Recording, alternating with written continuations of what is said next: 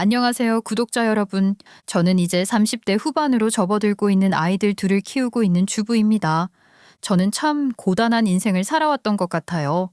제 성격 자체가 완벽주의자적인 성향을 가지고 있어서 그런 건지 모르겠지만 제 눈에 거슬리는 것들은 일단 치우고 봐야겠더라고요. 세상에 무결점으로 살아가는 사람은 없다고 하지만 저는 그 무결점으로 남고 싶었던 사람이었던 것 같아요. 그래서였을까요? 제 기준에 부합하지 않은 행동을 하면 가차없이 눈앞에서 치워버리게 되더라고요. 저의 칼 같은 성격이 만들어낸 그날의 이야기를 시작해 보도록 하겠습니다. 어릴 때부터 제 꿈은 세계를 누비는 사람이었어요. 그 꿈의 시작에는 제 엄마가 있었죠. 우리 엄마는 외국계 항공사의 스튜어디스였어요. 지금이야 해외 항공사 승무원이 비교적 흔해졌지만 엄마가 일하던 시대엔 결코 쉽지 않은 일이었죠. 인종차별이 대놓고 존재하던 때였으니까요. 게다가 엄마는 원래 엄청난 부잣집의 딸이었어요. 그렇다고 기업을 운영하는 회장님의 딸은 아니었지만 6.25 시절에 땅 문서만 들고 내려와 자리를 잡은 우리 증조 할아버지의 해안 덕분에 부동산으로 대대손손 먹고 살 만큼의 부를 축적한 집안이었죠. 소위 말하는 금수저랑 비슷한 것이었죠. 엄마는 20살이 되자마자 미국으로 유학을 떠났어요. 당시만 해도 통금이 있었고 옷차림 하나까지 규정이 있던 시절이었죠. 그래서였을까요? 엄마는 자유를 찾아 훌쩍 미국행 비행기에 몸을 실었어요. 정말 대단하지 않나요? 저는 사실 해외여행을 가는 것도 언어에 문제가 생길까봐 겁이 났었는데 우리 엄마는 오로지 본인이 원하는 것 딱 하나만 바라보고 미국으로 떠나버렸으니까요. 엄마는 어릴 적부터 영어를 좋아했다고 했어요. 이유는 단순했대요. 글자 모양이 예뻐서요. 한글처럼 복잡하지도 않고 발음을 하다 보면 똑똑해 보이기도 했대요. 엄마는 그렇게 영어에 매달렸대요. 단순히 공부가 아니라 그 언어로 세상을 보고 싶었던 거죠. 미국에 도착한 날 엄마는 인생이 바뀌는 장면을 보게 되었어요. 생애 처음 타본 비행기에서 스튜어디스가 음료를 서빙하며 환하게 웃던 순간이었죠. 불편한 건 없는지 조심스레 물어보던 그 표정이 그렇게 멋있어 보였대요. 나 저거 해야겠다. 저 사람처럼 되고 싶다. 엄마는 그때 마음속으로 다짐했대요. 미국에 가면 꼭 항공사에 취직해 하늘을 날아다니겠다고요. 하지만 현실은 녹록지 않았어요. 항공사에 취직하는 건 너무나 힘든 일이었죠. 인종차별도 심했고 면접 자리에서 아시아인의 발음을 조롱당하기도 했대요. 네가 무슨 말을 하는지 하나도 모르겠네. 면접관이 대놓고 비웃던 그날 엄마는 분해서 잠을 이루지 못했다고 했어요. 하지만 포기하지 않았죠. 오히려 더 독하게 공부했어요. 낮에는 학업을, 밤에는 생계를 위해 아르바이트를 하며 버텼어요. 동전 하나도 허투루 쓰지 않았고 면접 복장 하나를 사기 위해 몇 달을 아껴야 했죠. 그렇게 대학을 졸업하고 마침내 항공사에 겨우 합격했어요. 합격 소식을 들은 날 엄마는 기숙사 복도에서 소리치며 울었다고 했어요. 그때부터 엄마는 세계 곳곳을 누비며 꿈을 펼쳤어요. 수많은 도시의 하늘을 날아다니고 바다 위로 지는 해를 창가에서 보며 웃었죠.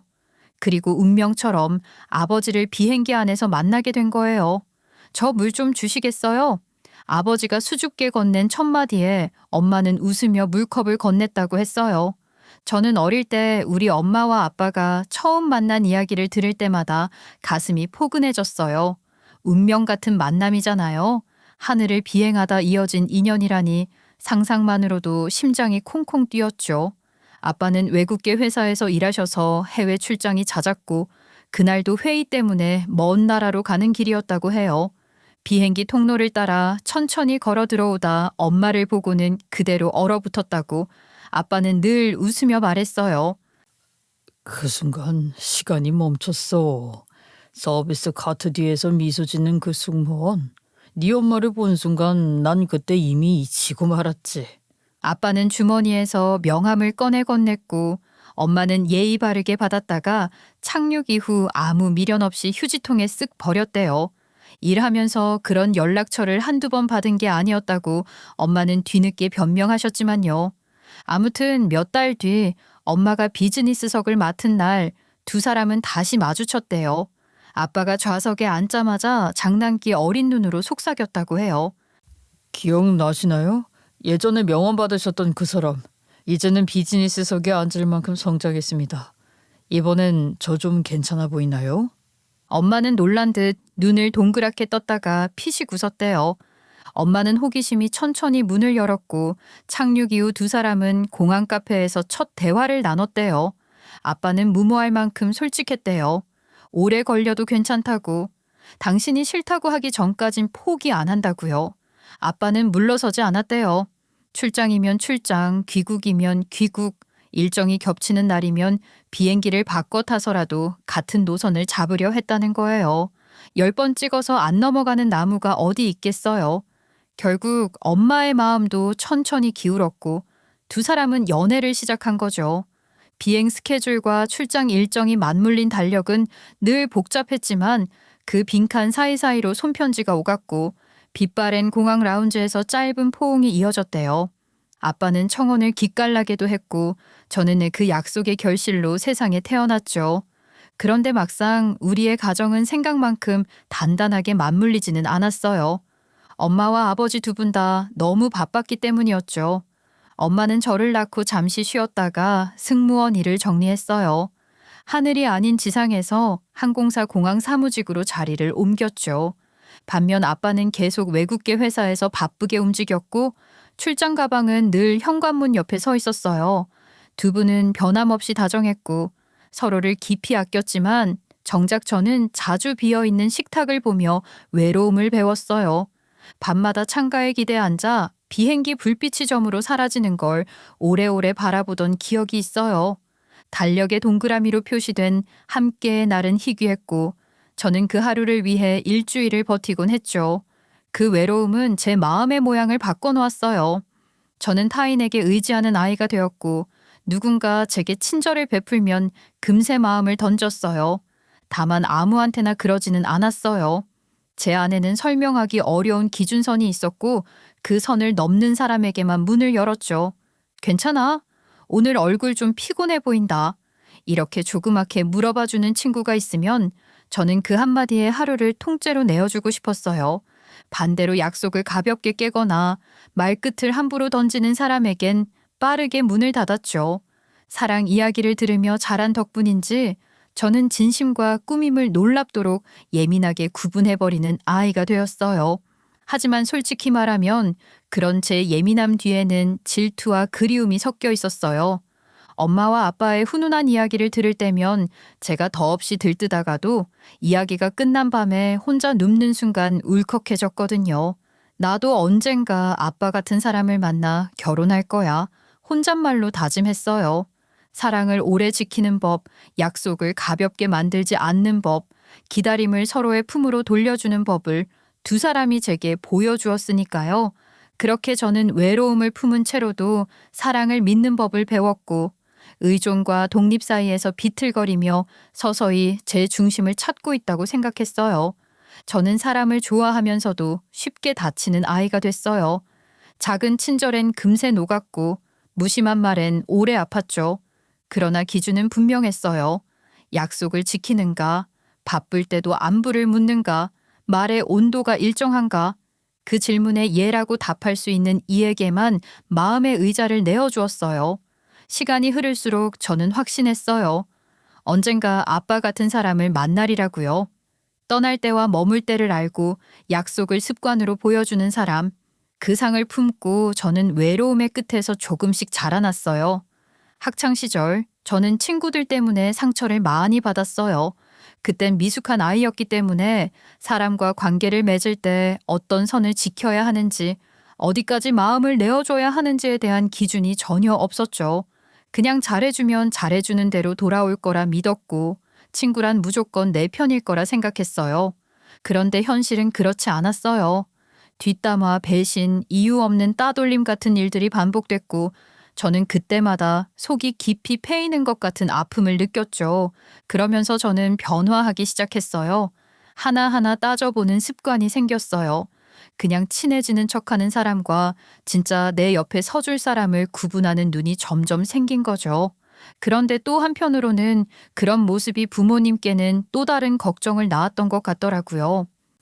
어머나, 우리 딸이 언제 이렇게 냉철하게 현실을 바라볼 수 있는 아이가 됐지? 아직은 사회의 냉정함보다는 꽃의 아름다움을 더 느꼈으면 좋겠는데. 엄마, 나도 중학생이에요. 학교도 기본적으로 사회생활이고요. 꽃의 아름다움은 시들기 직전 아주 잠깐이라는 거, 그거 알 나이가 됐다고요.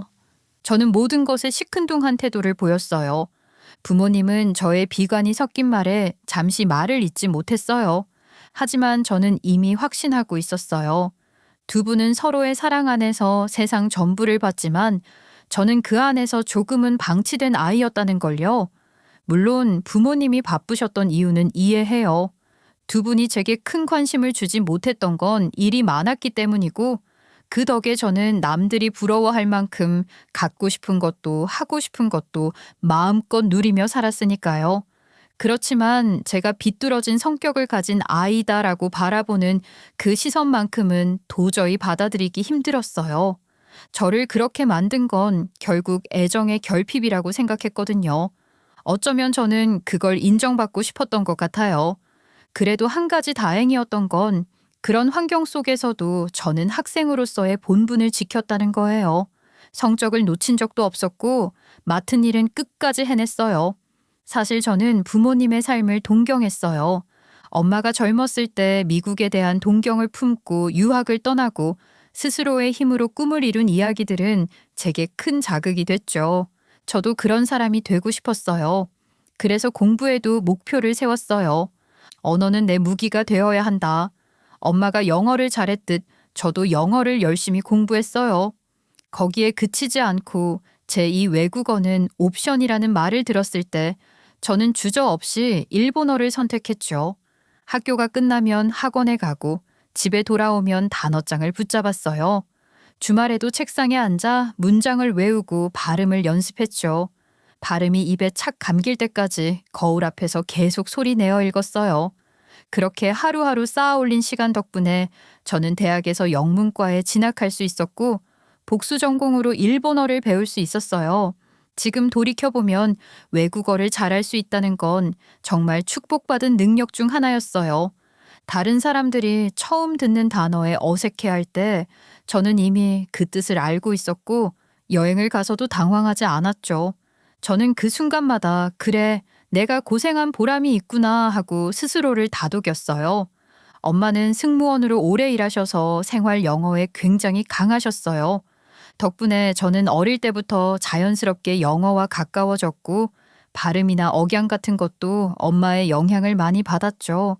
솔직히 지금 돌아보면 제가 언어 쪽에 강점을 가지게 된 데에는 엄마의 역할이 절대적이었던 것 같아요. 아무튼 대학을 졸업하고 이제 뭘 하면서 살아야 할까 고민하던 시기가 있었어요. 그때 저는 토플, 토익, 그리고 JLPT라는 일본어 능력 시험까지 합격을 했죠. 그렇게 쌓아둔 자격증과 언어 실력을 살려 결국 아버지를 따라 외국계 회사에 들어가게 됐어요. 아버지가 다니셨던 회사만큼 규모가 크진 않았지만 비전이 탄탄했고 미래지향적인 분위기의 회사였기 때문에 여기라면 오랫동안 다닐 수 있겠다는 생각이 들었죠. 대표는 저보다 나이가 약간 많은 젊은 CEO였는데 트렌드에 굉장히 민감했어요. 어느 날 회의 자리에서 그러더라고요.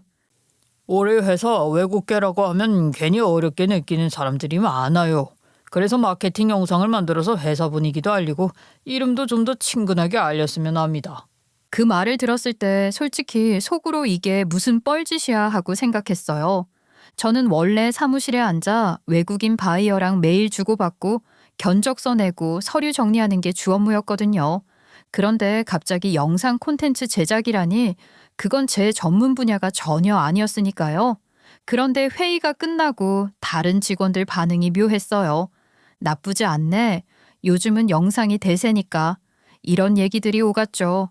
그러더니 대표가 제 쪽을 보면서 과장님, 이런 건 감각적으로 하실 수 있을 것 같아요. 맡아주세요. 라고 하는 거예요. 그때 제 나이 33, 직급은 과장이었고 책임감 하나는 강한 편이라 맡은 일은 무조건 끝을 보는 성격이었어요. 잃은 건 칼같이 잘라내지만 일단 하게 된 이상은 최선을 다하는 타입이었죠. 대표가 아마 그 점을 높게 산 것 같아요. 하지만 제 속마음은 복잡했어요. 내가 외국계 회사를 홍보하는 영상 제작을 한다고? 말이 되는 소리를 해야지 이 말을 짚으며 한숨을 쉬었지만 이미 제 이름으로 진행이 확정돼 있었죠. 결국 저는 피할 수 없으면 배우자라는 마음으로 관련 공부를 시작했어요. 영상 촬영과 편집에 대한 기본 지식부터 마케팅 트렌드, 콘텐츠 기획까지 이것저것 찾아봤죠. 그러던 중 외주 제작 업체를 소개받아 미팅을 진행하게 됐어요. 사무실 회의실에서 처음 마주 앉은 그 사람, 바로 제 남편이었죠. 그는 너튜브 영상 편집자였고 첫인상은 솔직히 말해 좀 자유분방하네 하는 느낌이었어요. 회사원처럼 각 잡힌 슈트 차림도 아니었고 노트북 가방 하나 들고 편하게 들어왔죠. 그런데 대화를 나누다 보니 편집뿐 아니라 기획 감각도 좋았고 특히 사람 이야기를 귀 기울여 들어주는 태도가 인상적이었어요. 그렇게 저는 인생에서 전혀 예상하지 못했던 자리에서 앞으로 제 인생을 뒤흔들 사람을 만나게 된 거예요. 남편은 프리랜서로 일하는 영상 편집자였어요. 처음 봤을 때부터 꽤 인상 깊었던 건 그 사람 특유의 유머 감각이었죠. 대화를 하다 보면 무겁게만 흐를 수 있는 주제를 가볍게 털어주는 농담을 곧잘 던졌고 그게 억지스럽지 않게 상황에 스며들었어요. 무엇보다 사람의 말을 정말 잘 들어주는 사람이었어요. 말 중간에 끼어드는 법이 없었고 제가 한마디를 하면 그걸 끝까지 듣고 잠시 생각한 후에 대답을 해줬죠. 그 집중력이란 게 남편의 가장 큰 장점 중 하나였는데 일에 몰두할 때면 옆에서 누가 말을 해도 못 들을 정도였어요. 그리고 그 집중은 저에게도 똑같이 적용됐어요. 뭐 그런 모습을 보면서 저는 이 사람이 어찌 보면 제대로 된 진국이구나 하는 것을 느낄 수 있었죠. 할 땐 하는 남자, 그런 게 정말 멋있는 것 아니겠어요? 연애를 시작하고 나서 남편은 정말 저만 바라봤어요. 문자 답장은 빠를 때는 1분, 길어도 5분 안에 왔고 주말 약속은 무조건 저와의 시간을 먼저 잡았죠. 그 사람이 제 주변을 졸졸 따라다니는 모습이 꼭 엄마가 들려주던 아빠와의 연애 이야기 같았어요. 네 아빠는 내가 웃으면 하루가 행복하고 내가 울면 세상이 끝나는 것 같아 했어. 엄마가 했던 그 말이 문득 떠올랐죠. 남편이 저를 바라보는 눈빛은 정확히 그랬어요. 저는 원래 사람을 쉽게 믿는 성격은 아니에요. 하지만 한번 마음을 주면 끝까지 가는 타입이죠. 그래서였는지 남편과 연애한 지 겨우 6개월 만에 결혼을 진지하게 생각하게 됐어요. 이 사람이라면 평생을 함께할 수 있겠다. 이런 확신이 들었죠. 그리고 저는 부모님께 정식으로 남편을 소개하기로 했어요. 저는 정말 당당했거든요. 이 사람에 대한 믿음과 또 저와 함께 그릴 미래가요. 솔직히 우리 엄마 아빠는 남편의 저를 향한 지고지순한 마음을 좋아할 거라고 생각했어요. 그런데 막상 소개 자리가 끝나고 난 뒤 엄마의 반응은 제 예상과 달랐어요. 시큰둥하다고 해야 할까요? 대화가 끝난 이후 엄마가 무심하게 말했어요. 정말 걱정이다. 남자가 직업이 확실해야지. 프리랜서로는 밥 먹고 살기 힘들어. 아니, 사람을 봐야지. 그 사람의 배경만 보고 따지는 건 좀 별로지 않아, 엄마? 언제는 뭐 회사가 어쩌니 저쩌니 하더니 헛똑똑이었네. 너처럼 잘난 애가 뭐 한다고 별 볼 일 없는 사람이랑 결혼을 한다고 그래. 그 말의 순간 가슴이 턱 막혔어요. 엄마는 제 상황을 잘 알고 계셨죠. 제가 외국계 회사에서 일하고 출장도 자주 다니고 영어와 일본어를 자유롭게 구사하며 능력 있는 여성으로 살아가고 있다는 걸요. 그런데 엄마 눈에는 하루 종일 컴퓨터 앞에 앉아 있고 일이 들어와야만 돈을 벌 수 있는 남편이 저와는 너무 맞지 않는다고 보였던 거예요. 그 말은 단순한 평가가 아니라 제 인생을 걱정하는 부모의 속마음이라는 걸 알면서도 왠지 가슴 깊이 상처처럼 박혔어요. 물론 저도 제가 아깝다는 생각은 어느 정도 했어요. 하지만 사랑 앞에서 누가 아깝고 말고가 무슨 소용인가 싶었어요. 사랑은 조건을 뛰어넘는 거라고 저는 믿었거든요. 그래서 엄마에게 맞서 말했어요. 내 마음이 중요한 거 아니겠어? 저 이 사람 사랑해요. 엄마 아빠가 서로를 생각하며 살아온 것처럼 우리도 그런 사이로 발전할 수 있다고 생각해. 난 그걸 확신한다고. 그래 여보. 사랑하는 마음이 제일 중요한 거지. 아이 우리 딸 마음이 그렇다는데 우리도 못 이기는 척 넘어가 줍시다. 엄마는 한동안 대답이 없었고 그 침묵이 길어질수록 저는 마음속에서 더 세게 우겼어요. 아버지의 넘어가 주자는 한마디에 저는 마음이 풀렸어요. 그래, 아빠가 이렇게 말해줬으니 괜찮아 라고 저를 다독였어요. 그리고 그날 저는 부모님 앞에서 남편과 결혼하겠다고 확실히 못을 박았어요. 그렇게 우리는 주변의 우려와 엄마의 걱정을 안고서도 결혼을 강행하게 됐습니다. 준비 과정에서 여러 마찰이 있었지만 저는 확신했어요. 이 사람은 나를 절대 배신하지 않을 거다. 그리고 그 믿음 하나로 저는 남편과 손을 잡고 새로운 인생을 향해 걸어갔어요. 하지만 결혼은 결국 현실이었어요. 그걸 일찍 깨달았다는 것에 감사해야 할지 아니면 조금 더 노력을 할 수 있게 된 것에 안주해야 할지 잘 모르겠지만 말입니다.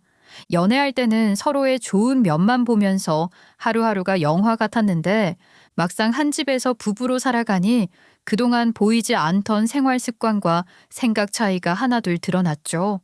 저는 외국계 회사에서 과장 직급으로 일하고 있었고 한 달에 많게는 두세 번씩 해외 출장을 다녀와야 했어요. 이른 아침 공항으로 향하는 날이면 여권과 서류 가방을 들고 허둥지둥 집을 나섰죠. 몇 날 며칠 업무 보고와 회의로 지쳐 돌아오는 길엔 집 안에서만큼은 편히 쉬고 싶은 마음뿐이었어요. 그런데 현관문을 열고 들어가면 제 눈앞에 펼쳐진 풍경은 기대와는 많이 달랐습니다. 남편은 프리랜서 영상 편집자였잖아요. 일이 들어오면 그때부터는 마치 세상과 단절된 사람처럼 살았죠. 작업이 시작되면 며칠 동안 집 밖에 한 발자국도 나가지 않았어요. 거실 커튼은 항상 내려져 있었고 공기는 며칠째 환기를 하지 않은 듯 무겁게 가라앉아 있었죠.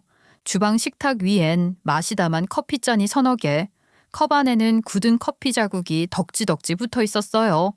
작업실 책상 옆 쓰레기통엔 컵라면, 용기와 배달 음식 포장이 구겨져 쌓여 있었고요. 그는 모니터를 뚫어져라 보면서 영상 타임라인을 이리저리 옮기고 한 손으론 이어폰을 만지작거리면서 음악을 들었어요. 그렇게 몇 시간, 아니 몇 날을 꼬박 보내곤 했습니다. 그 몰입이 그의 장점이라는 건 알았지만 제 눈에는 너무 게을러 보였어요. 적어도 집에서 일하는 사람이라면 그리고 일정이 불규칙하다면 제가 출장이나 야근으로 집을 비운 동안 집안일을 어느 정도는 맡아줄 수 있지 않나 싶은 거죠. 설거지나 빨래 정도는 해줄 법도 한데 남편은 마치 남자는 집안일을 해서는 안 된다는 오래된 고정관념을 가진 사람처럼 집안일에는 손을 완전히 놓고 있었어요. 먹은 건 좀 치워둘 수도 있잖아. 당신 집에서 일하는 거 이해하는데 나 출장 다녀오면 너무 힘들어. 집안일 좀 같이 하면 안 돼? 남편은 제 말을 대수롭지 않게 넘겼고 그 대답이 없다는 게 오히려 더 답답했죠. 그런데 며칠 뒤 이상하게도 시어머니께서 전화를 하셨어요. 목소리는 부드러웠지만 그 속에 은근한 꼬집음이 담겨 있었죠. 아마도 남편이 시시콜콜 시어머니한테 제가 하는 잔소리를 일러 바치는 것 같은 느낌이 들었어요. 느낌이 아니라 어느 순간부터는 확신이 있었죠. 남자는 원래 큰 그림을 그리고 사는 법이야. 지금은 집에서 컴퓨터만 만지는 것 같아도 나중에 세계적인 다큐멘터리를 만드는 PD가 될 수 있는 거 아니니? 네가 외국어도 잘하고 능력도 있으니까 내조한다고 생각하고 우리 아들이 일에 집중할 수 있도록 도와줘야지. 그 말을 듣는 순간 속이 답답해서 숨이 막히는 것 같았어요. 결혼은 어디까지나 현실인데 시어머니 눈에는 남편이 장래가 촉망받는 예술가처럼 보였나 봐요. 물론 꿈을 크게 가지는 건 좋은 일이죠. 하지만 당장 우리 집안이 엉망인데 언젠가 잘 될 거다라는 말만 믿고 손 놓고 기다리라는 건 제 성격상 도저히 납득이 안 됐습니다. 그런데 그 즈음 남편이 저에게 진지하게 말을 꺼냈어요. 나 여태까지는 일에 치여서 살았어. 근데 결혼하고 나니까 마음이 많이 안정됐어. 당신이 곁에 있으니까 이제는 내가 하고 싶은 일에 더 집중해서 뭔가를 해내보고 싶어. 그 말에는 장난기 하나 없었고 눈빛도 비장했어요. 두 손을 무릎 위에 가지런히 올린 채 마치 중요한 계약을 앞둔 사람처럼 진중하게 말하더군요. 그 순간 제 마음 한구석이 조금 흔들렸어요. 그래, 내가 한 번쯤은 도와줄 수도 있겠다 싶었죠. 그전까지는 일하느라 먹고 살기 바빴다는 남편의 말을 변명처럼만 들었는데 지금은 우리가 아이가 있는 것도 아니고 제가 벌어서 둘이 사는데 아무 문제도 없는 상황이었으니까요. 그 정도 배려는 해줄 수 있겠다 싶었어요. 저는 원래 누군가를 위해 제 생활 패턴을 바꾸는 걸 쉽게 허락하지 않는 사람이에요. 하지만 그 순간만큼은 남편을 위한 마음을 가지자고 결심했어요. 출장에서 돌아와 피곤해도 남편이 작업에 몰두하고 있으면 불평 대신 조용히 물 한 잔 건네고 방을 나왔어요. 설거지가 쌓여 있어도 빨래가 그대로 있어도 지금은 그럴 때가 아니겠지 하고 스스로를 다독였죠. 언젠가 그 몰입이 결과로 돌아와 그가 말한 뭔가를 해냈다는 순간을 함께 마주하길 바라면서요. 그러다가 크든 작든 우리 부부에게는 꽤 큰 파장을 만든 문제 아닌 문제가 생겼어요. 바로 제가 임신을 하게 된 거였죠. 결혼 2년 차에 찾아온 소식이었는데 사실 저는 이미 30 중반을 훌쩍 넘긴 나이였어요. 그래서 기쁨과 동시에 걱정이 같이 몰려왔죠. 내 뱃속에서 아이가 무럭무럭 잘 자라줄 수 있을까? 나이 때문에 혹시 힘들진 않을까 하는 생각이 하루에도 몇 번씩 스쳐갔어요. 그런데 의외로 아이는 무척 건강했어요. 제가 출장을 자주 다녀도 장시간 비행에 시차 적응까지 겹쳐 몸이 힘든 날이 많아도 뱃속의 아이는 묵묵히 잘 버텨주더라고요. 오히려 제가 힘든 걸 눈치라도 챈 듯 병원에서 진료받을 때마다 의사 선생님이 아이가 아주 튼튼하네요라고 말해줄 정도였어요. 그런데 이 상황을 못마땅하게 보는 사람이 있었죠. 바로 시어머니였어요. 전화를 걸어와서는 꼭 이런 말씀을 하셨어요. 아유, 또 해외로 출장을 간다고? 그 회사는 너 혼자 다니냐? 왜 그렇게 출장을 자주 가는 거야? 뭐 물론 저밖에 일을 할 사람이 없는 건 아니지만 제가 맡고 있는 업무니까 어쩔 수 없죠. 어휴, 임신까지 해서 바깥으로 그렇게 나돌아다니면 어쩌니? 사돈이 승무원인지 뭔지였다고 하더니 그래서 네가 그렇게 해외를 싸돌아다니는 운명을 맞은 거 아니냐? 네 애도 그런 거 아니야? 마치 제가 일을 그만두고 집에 있어야 한다는 식이었죠. 처음엔 그냥 흘려들었지만 반복되니 슬슬 불편해졌어요. 그런데 그때 남편이 제 편을 들어줬어요. 제가 열심히 일을 하고 있기 때문에 우리 가족이 이만큼 버틸 수 있는 거라고 잔소리하지 말라고요. 그동안 시어머니 말이라면 토를 달지 않던 남편이 그렇게 말을 해주니까 감동까지 들더라고요. 그 순간 저는 결혼하고 처음으로 이 사람이 정말 나를 생각해 주는구나 하는 걸 느꼈어요. 그전까지는 솔직히 저 혼자만 애쓰는 기분이었는데 그날만큼은 남편이 든든하게 느껴졌죠. 남편은 종종 아이가 둘이었으면 좋겠어 라고 말하곤 했어요. 저는 처음엔 그 말이 현실적으로 가능할까 싶었어요. 하지만 첫 아이를 출산하고 육아휴직 동안 아이를 키우다 보니 오히려 차라리 한 번에 해버리자는 생각이 들더라고요. 옛 어르신들 말씀에 육아는 한 방에 하는 거라고 했잖아요. 그리고 제가 다니던 회사가 외국계라서 육아휴직 제도가 꽤 잘 되어 있었어요. 무급이긴 했지만 규정상 최대 3년까지 가능했거든요. 저는 그렇게 마음을 정리하고 둘째를 가지기로 했어요. 그렇게 둘째를 낳고 나니 쉬는 시간이 생각보다 훨씬 짧았어요. 첫째와 둘째가 나이 차가 적다 보니 하루 24시간이 어떻게 가는지도 모르겠더라고요. 출근 날짜가 다가오자 내가 과연 다시 회사에 나갈 수 있을까 하는 걱정이 몰려왔어요. 그런데 사람이 또 이상하게 막상 닥치면 어떻게든 살게 되더라고요. 저는 아이 둘을 어린이집에 보내고 숨 돌릴 틈도 없이 회사에 복귀했어요. 문제는 제가 아이를 두고 출근을 한 날부터 시작됐어요. 시어머니가 제 표정을 보더니 인상을 잔뜩 찌푸리며 한마디 하셨죠. 지금 애를 누구 보고 키우라는 거야? 설마 너 우리 아들한테 다 맡기고 나 몰라라 하려는 건 아니지? 저는 당연히 남편이 돌봐줄 거라 생각했어요. 어차피 남편은 재택근무를 하고 있었으니까요. 하지만 시어머니의 반응은 정반대였어요. 남자가 어떻게 애를 봐? 기저귀도 못 가는 애. 아빠한테 뭘 기대해? 그 말을 하면서 시어머니는 매일같이 우리 집에 들렀어요. 마치 출퇴근 도장을 찍듯 아침에 와서 저녁에 가는 생활을 시작한 거죠. 저는 이해가 안 됐어요. 남편이 딱히 일이 바쁜 것도 아니고 육아는 부부가 같이 하는 게 당연한데 제가 밖에서 돈을 벌어오면 그 시간만큼 남편이 아이를 돌보는 게 맞잖아요. 그런데 시어머니는 우리 아들은 비위가 약해서 기저귀도 못 간다는 말만 반복했어요. 심지어 그 말을 할 때마다 육아는 여자가 해야 할 몫이라는 뉘앙스를 은근하게 풍겼죠. 생활비의 대부분은 제가 부담하고 있었어요. 집세, 공과금, 아이들 교육비까지 제 급여에서 빠져나갔죠. 그런데도 시어머니는 제가 밖에서 일하는 걸 당연시하면서 육아와 집안일까지 전부 제가 해야 한다는 식으로 말씀하니 속에서부터 열이 서서히 차오르더라고요. 단순히 성 역할에 대한 문제를 넘어서 제 존재를 돈 벌어오는 사람 이상의 가치로 보지 않는다는 생각이 들어서였어요. 저는 그때부터 마음속 깊이 불편함이 자리 잡기 시작했어요. 이대로 가다간 언젠가 큰 싸움이 터지겠구나 하는 예감이 이미 그때 제 안에 싹트고 있었죠. 복직을 한 이후로 제 업무는 이전보다 더 바빠졌어요. 특히 일본과 진행하는 프로젝트가 많아지면서 짧은 일정으로 일본 출장을 가는 경우가 잦아졌죠. 아침 첫 비행기를 타고 나가 현지 미팅을 마치고 그날 저녁이나 다음 날 새벽에 돌아오는 일정이 반복되니 몸은 늘 무겁고 피곤했어요. 하지만 회사에서 저를 필요로 한다는 사실이 나름 뿌듯하기도 했죠. 그런데 문제는 이런 제 상황을 시어머니가 전혀 다르게 바라본다는 거였어요. 내가 다 늙어서 바쁜 며느리 덕에 육아한다고 고생이다. 너야 여행 다니면서 돈도 벌고 팔자가 좋지. 그 말을 들었을 때 저는 잠시 말을 잃었어요.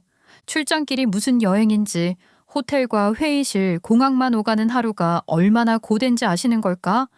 웃는 얼굴로 대답을 대신했지만 속에서는 답답함이 치밀어 올랐어요. 저는 그냥 넘어갈 수 없어서 결국 남편을 붙잡고 제 속상함에 대해서 이야기를 했죠. 어머님이 또 그런 말씀하셨어. 그냥 넘어가고 싶긴 한데 조금 기분이 안 좋아. 나라고 뭐 애 안 보고 싶어서 안 보는 거 아니잖아. 당신이 고정적인 수입을 가져오지 못하는데 어떻게 해? 내가 그렇다고 지금 어딜 취직하겠어.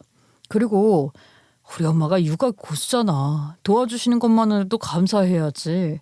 그 태평한 말투에 저는 더 이상 말을 잇지 못했어요. 내가 겪는 불편함과 서운함은 이 사람에겐 전혀 와닿지 않는구나 싶었죠. 더 답답한 건 남편의 생활 태도였어요. 예전엔 그래도 가끔씩 외주 편집 일이라도 맡아오더니 요즘은 그마저도 거의 사라졌어요. 능력이 부족한 건지 의지가 없는 건지 일은 줄어드는데 그걸 해결하려는 노력은 보이지 않았죠. 대신 하루 대부분을 소파에 누워 휴대폰으로 게임을 하거나 TV를 보면서 보냈어요. 저는 아이들이 어려서 미디어에 오래 노출되는 걸 원치 않았어요. 애들 앞에서는 TV 좀 줄이면 안 돼? 하고 부탁했지만 남편은 시큰둥하게 응 하고 대답할 뿐 금세 원래대로 돌아갔죠. 결국 어느 날 참다 못해 남편을 붙잡고 말했어요. 안 되겠어. 당신 어디 취직이라도 해.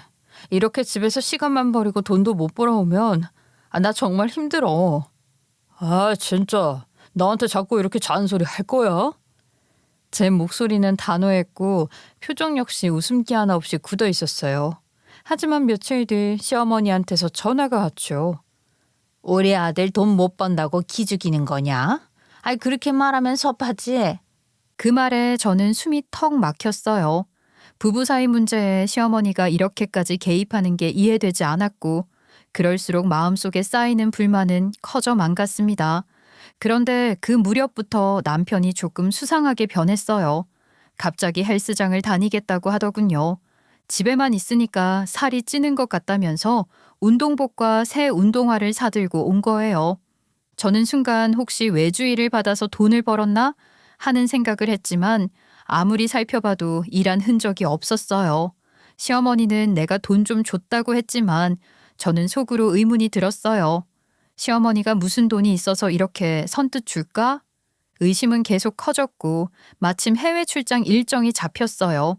그런데 출발 당일 폭우로 인해 비행기가 결항되는 바람에 저는 집으로 돌아오게 됐죠. 아이들은 이미 잠들었을 시간이라 혹시 깨울까봐 현관문을 조심스럽게 열고 발소리를 죽이며 거실로 들어왔어요. 집안은 고요했지만 안방 쪽에서 들려오는 낮고 부드러운 여자 목소리가 제 발걸음을 멈추게 했어요. 소곤소곤 말을 해서 누군지 정확히는 알아듣지 못했지만 분명 귀에 박히는 문장이 있었어요. 아유, 땀 흘리는 것 좀 봐. 천천히 해, 천천히. 그러다가 숨 넘어갈라. 그 순간 제 온몸에 소름이 돋았어요. 심장은 쿵쾅거리며 미친 듯이 뛰었고 손끝까지 차갑게 식어갔죠. 숨이 가빠져 오는 걸 억누르며 저는 손을 떨면서 휴대폰을 꺼내 녹화 버튼을 눌렀어요. 심호흡을 몇 번이나 하면서 천천히 안방문 앞으로 다가갔어요. 손잡이를 잡은 제 손바닥에는 땀이 흥건히 고였고 다리에 힘이 풀려 무릎이 후들거렸어요. 그리고 조심스럽게 문을 열었어요. 문틈이 조금 벌어지고 그 안이 보이는 순간 저는 정말 뒤로 나자빠질 뻔했어요. 제 눈앞에 펼쳐진 광경은 제가 지금까지 상상조차 해본 적 없는 일이었거든요. 문틈 사이로 비치는 장면은 제 상상력을 한순간에 산산조각 냈어요.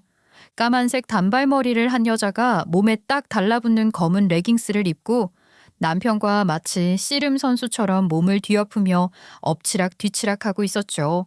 방 안은 스탠드 조명 하나만 켜져 있었는데 그 희미한 주황빛 아래 두 사람의 그림자가 벽에 길게 일렁거렸어요. 순간 제 호흡이 거칠어졌습니다. 처음에는 뒷모습만 보여서 저 젊은 여자는 뭐야? 남편 놈이 미쳐서 안방에서 불륜질을? 하고 심장이 미친 듯이 뛰었어요. 그 상황을 직접 목격해보지 못한 사람들은 아마 제 심정을 모를 거예요. 목 뒤에서부터 뜨거운 열이 훅 끓어올라 얼굴까지 차올랐죠. 그런데 자세히 보니 제 예상은 처참히 무너졌습니다.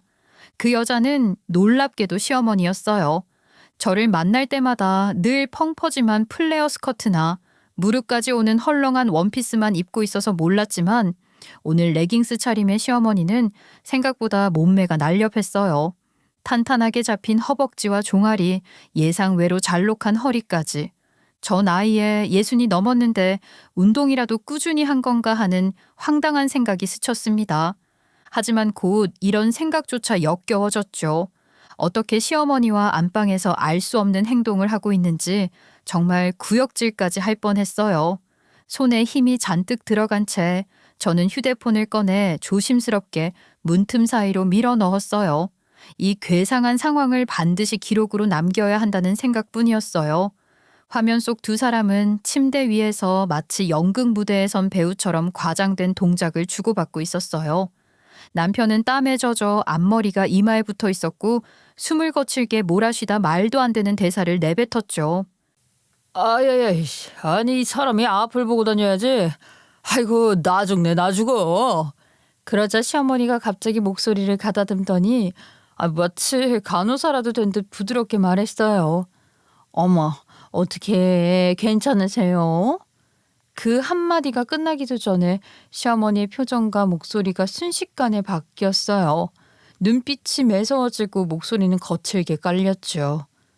야, 땀을 너무 흘리는 거 아니냐? 이래가지고는 그냥 돼지 육수만 뽑다가 끝나겠다. 저는 눈앞의 광경이 믿기지 않았어요. 시어머니는 마치 인격이 여럿인 사람처럼 목소리 톤과 표정을 번갈아 가며 연기를 이어갔습니다. 그리고 날카롭게 소리를 치고 있었고 남편은 머리를 긁적이면서 마치 시어머니가 시키는 대로 연기를 하는 배우처럼 굴었어요.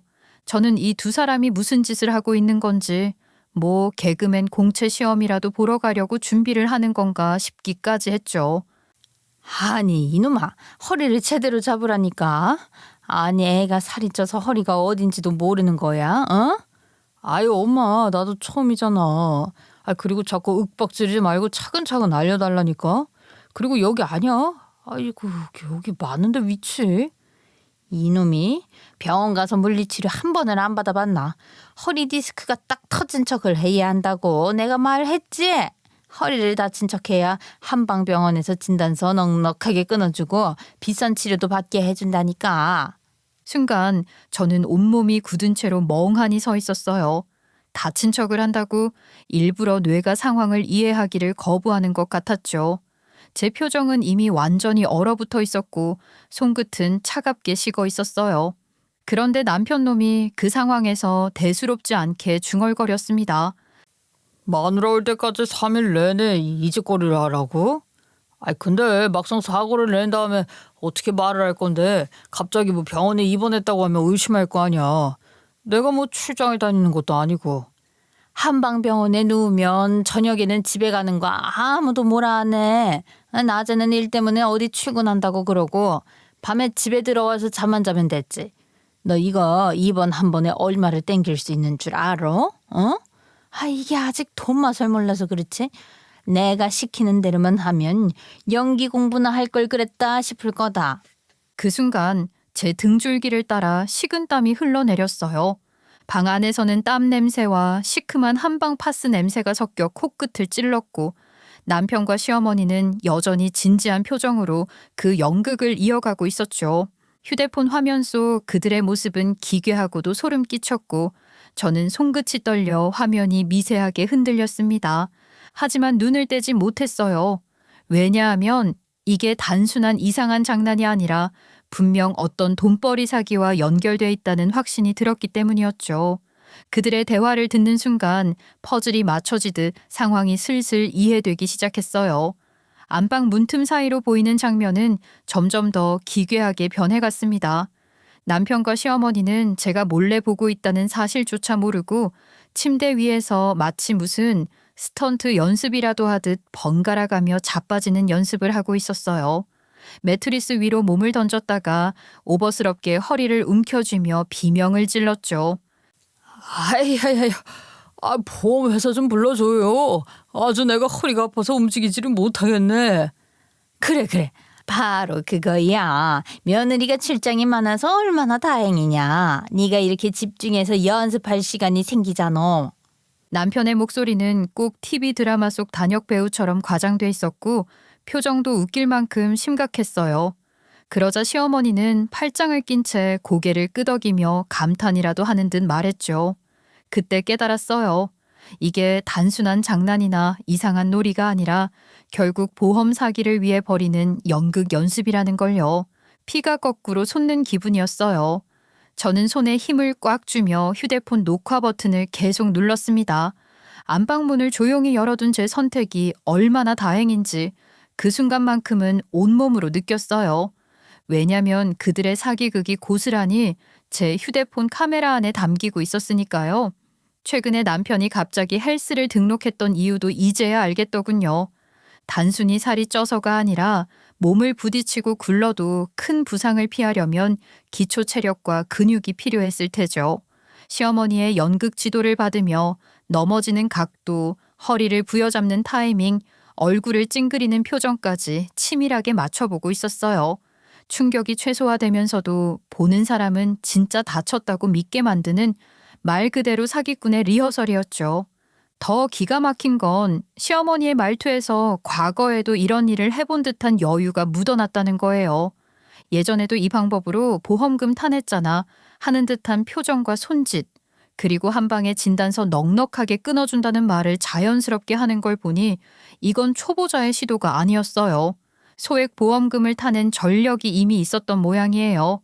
다만 이번에는 작은 돈이 아니라 대형 보험금을 노리고 훨씬 더 정교하게 허위상해를 연출하고 있었던 거죠. 그것도 아들과 같이요. 그 순간 제가 그동안 느껴왔던 모든 의심이 눈앞에서 딱딱 맞춰지는 기분이었어요. 왜 시어머니가 제 출장을 반겼는지, 왜 남편이 일은 하지 않으면서도 이상하게 바빠 보였는지, 왜 헬스를 시작했는지 모든 조각이 하나로 연결됐습니다. 아무리 돈이 궁해도 그렇지 어떻게 이런 발상을 할 수 있을까요?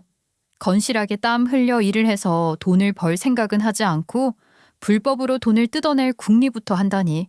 그것도 제가 출장으로 집을 비운 사이 우리 애들이 곤히 자고 있는 그 시간에 안방에서 넘어지는 각도를 맞춰보고 어떤 표정을 지어야 더 아파 보이는지 연습을 하고 있다니 이게 말이 됩니까? 분노와 수치심이 뒤섞여 속이 뒤틀렸어요. 회사에서 저는 능력을 인정받으며 중요한 일을 맡고 있는데 제 남편이라는 인간은 고작 보험 사기를 꾸미는 사기꾼이 될 준비를 하고 있었다니 그 사실이 너무 참담했어요. 그리고 무엇보다 이 상황을 더는 두 눈으로 지켜봐서는 안 된다고 생각했어요. 지금 이 순간이 바로 제 인생의 방향을 바꿀 결정적인 순간이라는 걸 직감했죠. 여보, 어머님, 지금 뭐 하시는 거예요? 이게 무슨 짓이냐고요? 저는 안방문을 확 열며 휴대폰을 앞으로 내밀었어요. 화면에는 방금 전까지의 모든 장면 허리를 붙잡고 아야야거리며 병원비를 요구하는 대사까지 고스란히 담겨 있었죠. 침대 위에서 연극을 하듯 허리를 부여잡고 구르는 두 사람을 보니 속에서 부글부글 화가 치밀었어요. 둘은 제 목소리가 들리자마자 마치 도둑이 현장에서 덜미를 잡힌 것처럼 놀라 몸을 움찔했어요. 시어머니는 입을 반쯤 벌린 채 눈을 동그랗게 뜨고 저를 바라봤고 남편은 허리를 붙잡은 채 굳은 얼굴로 얼어붙었죠. 특히 남편 놈은 황급히 침대에서 일어나더니 다급하게 외쳤어요. 아니, 당신 출장이라더니 어떻게 집에 있어? 밖에 비 오는 건 몰라? 뭘 하고 있기에 이 빗소리도 못 들은 거야. 거리가 난리가 났구만. 폭우 때문에 비행기 결항돼서 돌아왔어. 그러자 둘은 잠시 서로의 얼굴을 보더니 슬금슬금 눈치만 주고받았어요. 곧 시어머니가 불안한 표정으로 물었죠. 그래? 언제 왔니? 혹시 우리가 여기서 뭐 하는 거 어디까지 봤어? 어? 아, 아직도 녹화 버튼이 눌려 있었네? 처음부터 끝까지요. 아, 그리고 제 휴대폰에 고스란히 녹화되어 있습니다. 아니, 그게 그런 게 아니라니까. 그냥 혹시 모를 상황에 대비해서 연습하고 있었던 거야, 연습. 절대로 네가 생각하는 그런 거 아니다. 아니, 제가 무슨 생각을 하는 줄 알고 이렇게 절대 아니다라는 말씀부터 하시는 거예요? 제 말에 둘은 마치 입에 꿀이라도 바른 듯 순식간에 입을 다물었어요. 눈만 껌뻑이며 서로의 얼굴만 바라보더군요. 아마 이제는 어떤 변명을 해도 틀려 먹었구나 싶었을 겁니다. 제 눈동자가 확신으로 빛이 나고 있었으니까요. 나 당신이 요즘 갑자기 헬스장 다니면서 몸 관리하는 게 이상하다 생각했거든. 바람이라도 피우는 건가 싶어서 은근히 긴장했는데 그보다 더한 보험 사기를 준비하고 있었네. 아니야. 나 진짜 아직 한 번도 안 해봤어. 엄마만 몇 번 해봤는데 그게 돈이 된다길래 그냥 들어나 본 거야. 난 진짜 시도도 안 해봤다니까. 얘 좀 봐라. 너도 어떻게 하는지 알고 싶다고 해서 내가 특훈을 시켜주고 있었던 건데 이제 와서 발뺌을 해? 어? 이런 아들놈 키워봐야 소용 하나도 없네. 그 순간 저는 기가 막혀 말문이 막혔어요. 이 사람들은 죄책감이라는 게 없는 걸까? 방금 전까지 범행을 계획하다 들킨 사람들이 오히려 서로를 탓하며 책임을 미루는 모습이라니. 저는 더 이상 이 꼴을 보고 있을 수 없었어요. 옷장으로 걸어가 장기 출장 때 쓰는 커다란 보스턴백을 꺼냈습니다. 그 무게감이 손끝에 전해지자 결심이 굳어졌죠. 힘껏 던지듯 남편 발 앞에 그 가방을 내던지며 차갑게 말했어요. 짐 싸. 딱 두 글자였죠. 제 목소리는 떨리지 않았어요. 오히려 단단했고 그 안에는 지금까지 쌓였던 모든 분노와 실망이 묻어 있었죠. 방 안 공기는 순간 얼어붙었고 남편은 제 얼굴을 보며 아무 말도 하지 못했습니다. 시어머니 역시 입을 다문 채 저를 바라보고 있었죠. 남편은 제가 던진 보스턴백을 보더니 눈이 동그래져서 당황한 목소리로 외쳤어요. 무슨 짐을 싸라는 거야. 여보, 왜 이렇게 굳은 얼굴을 하고 있어. 얼굴 좀 펴라. 너 지금 우리 아들 보고 집 나가라는 거야? 아니 어떻게 남편한테 가방을 던지고 나가라고 할 수가 있어? 네, 아무리 사람이 일거리가 없어서 집에서 빈둥빈둥 논다고 해도 제가 보험 사기까지 쳐가며 돈 벌어오라고 한 적은 없어요. 저는 회사 다니면서 정말 열심히 사는데 제 남편이라는 사람이 고작 한다는 짓이 보험 사기라뇨? 보험 사기는 무슨 보험 사기야. 그냥 만약에 사태를 대비해서 우리 둘이. 그게 보험 사기죠. 애들 보기 창피해서라도 어디 작은 회사에 취직을 하든 아니면 취직할 능력이 안 되면 배달 일이라도 해야 하는 거 아니에요? 아니, 우리 아들이 어떻게 오토바이를 타고 배달 일을 하니. 그러다가 사고라도 나면 어쩌려고. 위험하잖니. 그런 사람들이 차에 치이는 흉내를 내고 있어요? 그리고 직업의 기천이 어딨어요? 이렇게 따지면 보험 사기는 뭐예요? 직업이라고 인정이라도 돼요? 사기꾼이라고 인정은 되겠네요. 제 말에 시어머니의 얼굴이 붉게 달아올랐습니다. 저는 주머니 속 휴대폰을 꺼내 살짝 흔들며 차갑게 말했죠. 이거 경찰서에 들고 가서 뿌려버리면 어머님도 그렇고 이 사람도 그렇고 이거 철컹철컹이에요. 그 순간 남편은 그야말로 무너지는 표정으로 무릎을 꿇었습니다. 매트리스 위에 꿇린 무릎이 퍽 하고 둔탁한 소리를 냈죠. 저한테 애걸복걸을 하더라고요. 잘못했다는 뻔한 말이었죠. 본인은 아직 실전 상황에 놓여본 적이 한 번도 없다. 보험금 한 번도 안 타먹었다. 다시는 이런 꼼수를 쓰지 않겠다. 뻔한 말이었어요. 남편의 목소리는 떨리고 있었지만 저는 눈 하나 깜짝하지 않았습니다. 그래서 뭐 네가 나중에 내가 자잘자잘하게 타먹은 보험금 신고라도 하겠다는 거야? 왜 못하겠어요? 어머님 입장에선 자잘자잘한 돈일지 모르겠지만 다른 사람들한테도 그게 자잘자잘한 돈인지 물어보시죠. 이미 다 타먹었었는데 그걸 어쩌라고. 내 배라도 갈라서 뭐 뽑아가려고. 요즘 사람들은 독해서 그럴지도 모르겠는데요. 아니면 그보다 더한 짓들을 하고도 남겠죠. 돈이 걸린 일인데. 아니 며느리가 시어머니를 신고하네 마네. 아우 내가 이게 뭔 꼴이야. 억울하다 억울해.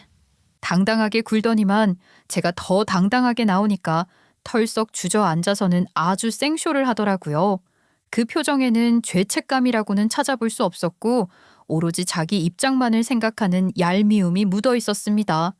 저는 속으로 정말 누가 억울한 건지 한 번이라도 생각해 봤으면 좋겠다고 씁쓸하게 생각했어요. 그 와중에 남편은 제 눈치를 보며 다급하게 말했습니다. 자기는 아무것도 안 했으니까 봐달라고 발을 쏙 빼는 말이었어요. 시어머니는 기가 막힌 표정을 지으며 남편 놈을 바라보더라고요. 어머님 보세요. 아들놈 키워봐야 지 잘못 없다고 쏙 빠지잖아요. 제 말이 끝나자 시어머니의 눈빛이 날카롭게 변했습니다.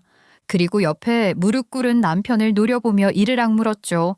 방 안은 숨 막히게 조용해졌고 세 사람 사이에 흐르는 공기는 차갑게 식어 있었습니다. 솔직히 말씀드리면 제가 어떻게 시어머니를 신고할 수 있었겠습니까? 법적으로야 가능했지만 제 마음은 그리 간단하지 않았어요. 남의 부모를 경찰서에 끌고 간다는 건 생각만으로도 후덜거리는 일이었죠. 결국 저는 다른 길을 택했습니다. 2번 다시 이런 짓을 하지 않겠다는 약속, 그것도 법적 효력을 가진 각서를 받아내기로 한 겁니다. 하얀 A4 용지 위에 시어머니와 남편의 이름이 또박또박 적히고 굵은 글씨로 보험 사기 행위를 절대 하지 않겠다는 문장이 박히는 걸 보면서 묘한 안도감이 들었어요. 하지만 그것만으로는 끝이 아니었죠. 시어머니께는 금융감독원에 직접 자진 신고를 하게 했습니다. 처음엔 펄쩍 뛰었지만 금융감독원 담당자가 전화를 걸어 자진 신고를 하시면 형사처벌 대신 민사 절차로 마무리됩니다. 다만 받은 보험금과 법정이자는 전액 반환하셔야 합니다. 라고 안내하니 결국 고개를 끄덕이시더군요. 그 과정에서 재미있던 건 범행이 드러나기 전에 먼저 자진 신고가 들어갔다는 점 때문인지 보험사와 금융감독원 모두 당황해했다는 겁니다. 이 사람이 왜 갑자기 이런 신고를 하지? 하는 눈치였죠.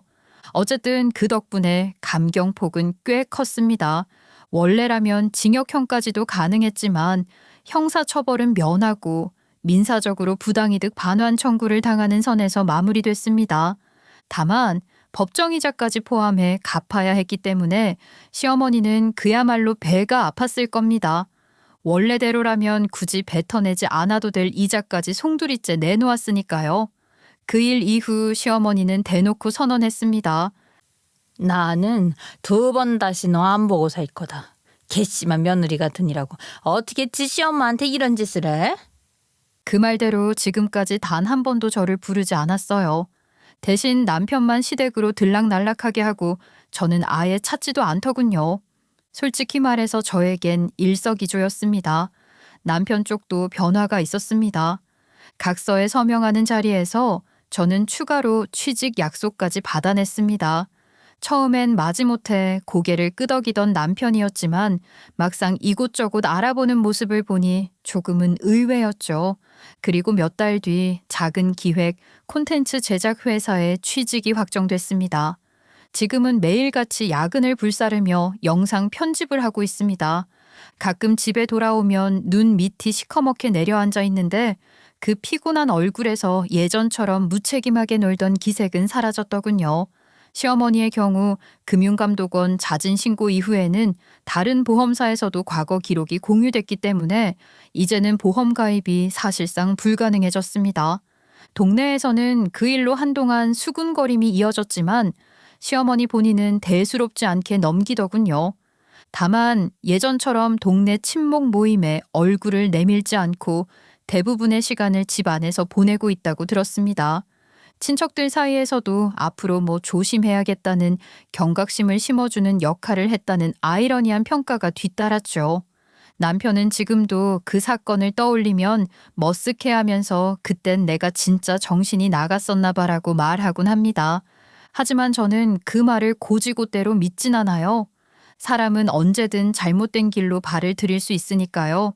다만 현재까지는 매일같이 회사에 출근하고 주말에는 아이들과 시간을 보내는 모습을 보면 예전보다 한결 성숙해졌다는 건 인정할 수 있습니다.